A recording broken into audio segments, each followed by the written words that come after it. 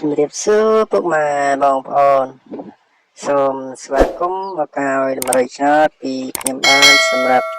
ថ្ងៃថ្មីថ្ងៃទី3ខែ7ឆ្នាំ2026សម្រាប់តម្រុយឆ្នោតហ្វ្រីចែកជូនពុកម៉ែបងប្អូនដោយមិនគិតថ្លៃតែមុននឹងចូលតម្រុយឆ្នោតសូមពឹងពុកម៉ែបងប្អូនជួយចុច like វីដេអូ Subscribe ដាក់រូបបណ្ដឹងម្នាក់មួយផងដើម្បីទទួលបានការឲ្យតម្រុយឆ្នោតពីខ្ញុំបាទជារៀងរាល់ថ្ងៃកុំឲ្យរងចាំយូរយើងមកចូលតម្រុយឆ្នោតទាំងអស់គ្នាសម្រាប់ថ្ងៃទី3ខែ7នេះយើងមានខ្ទង់30ហើយនឹងខ្ទង់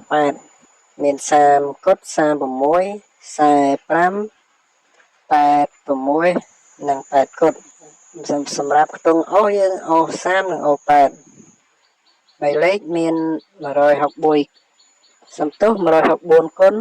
186គុណនិង361គុណពុកម៉ែបងប្អូន